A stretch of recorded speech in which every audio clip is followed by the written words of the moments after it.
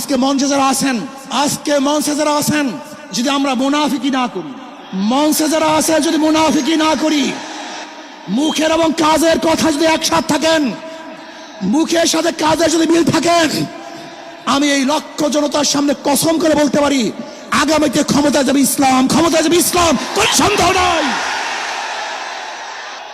কিন্তু খবরদার যদি মুনাফিকি করি তাহলে এদেশের মানুষ সচেতন হয়েছে, এদেশের মানুষ সব জ্ঞানী হয়ে গেছে।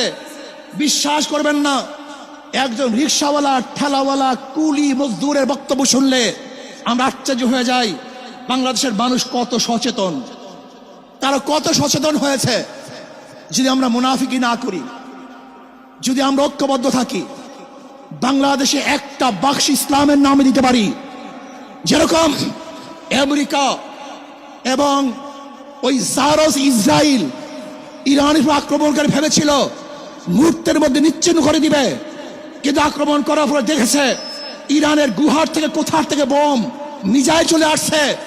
আমেরিকা এবং ইসরায়েল যেরকম অনুভব করতে পারে নাই, বাংলাদেশের বুকে যদি একটা বাক্স দেওয়া হয়, বাংলাদেশের ঘরের থেকে এমন মিসাইল বের হবে, এমন বোমা বের হবে, গোটা বাংলাদেশ থেকে, গোটা দুনিয়া থেকে ইসলামের দুশ্মন থেকে ধ্বংস করে দেবে ইনশাআল্লাহ। ঐক্য হন, মুনাফিকি করবেন না, একসাথ হন, ঐক্যবদ্ধ হন।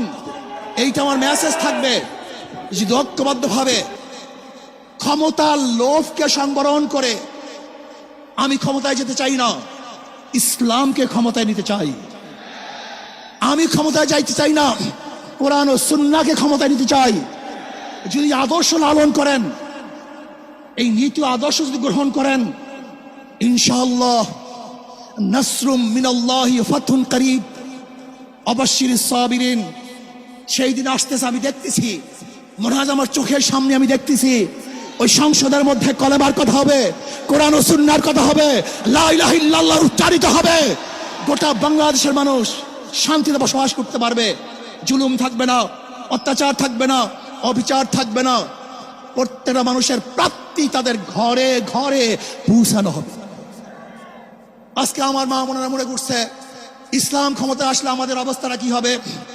ইসলাম ক্ষমতা আসলে প্রত্যেকটা মা বোনের ন্যায্য অধিকারকে প্রতিষ্ঠিত করা হবে। ইসলাম ক্ষমতা আসলে আগামী 5-10 বছরের মধ্যে সমস্ত গরিবরা দরিদ্র সীমার উপরে চলে যাবে।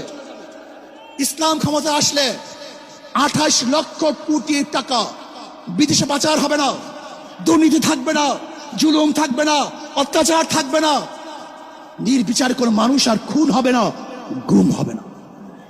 ইসলাম ক্ষমতা আসলে শ্রমিকদেরকে তাদের অধিকার আদায়ের জন্য রাস্তায় নামার কোনো প্রয়োজন হবে না। ইসলাম ক্ষমতা আসলে কৃষক, শ্রমিক, মজদুররা তাদের অধিকারকে প্রতিষ্ঠিত করার জন্য ইসলামী সরকার তাদেরকে নিয়ে গভীর